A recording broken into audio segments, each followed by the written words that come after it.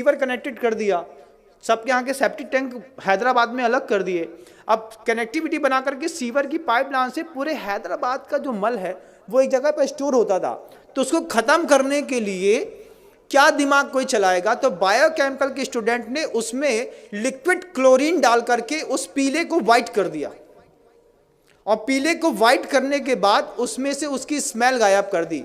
Chlorine NaCl, आपने अगर नमक का सूत्र सुना हो तो बंधुओं, मतलब सोडियम अलग होता है, क्लोराइड अलग होती है, NaCl2 ये उसका रासायनिक फॉर्म है।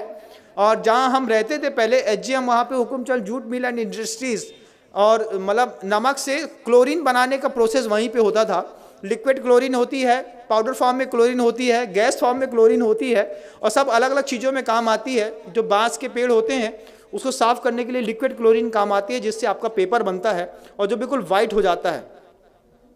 तो वो बायोकेमिकल के जो स्टूडेंट हैं, वो बायोकेमिकल के स्टूडेंट ने पूरे के पूरे जो मल हैदराबाद के बाहर इकट्ठा होता था उसमें क्लोरीन को डाल करके मिक्सअप करके पीले से वाइट कर दिया।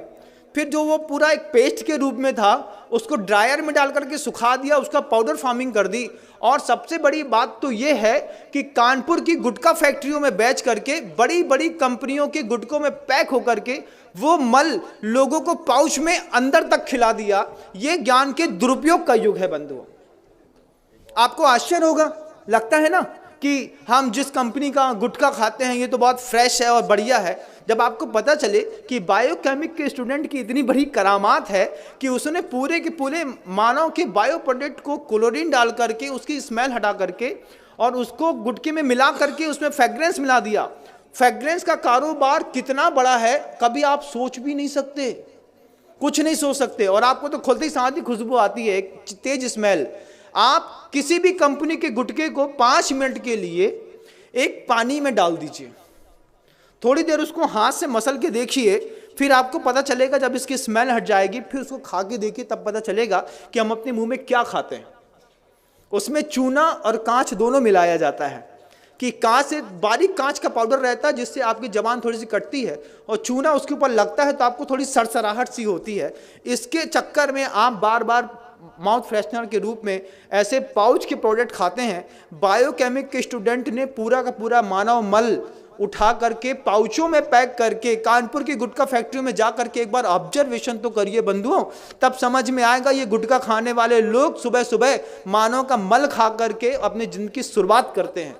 ये बायोकेमिक के स्टूडेंट का कमाल है। हड्डियों का ढेर मिलता है, दुनिया भर की चीजें मिलती हैं। स्मॉल स्केल इंडस्ट्रीज, 3 शब्द याद रखिएगा। क्या?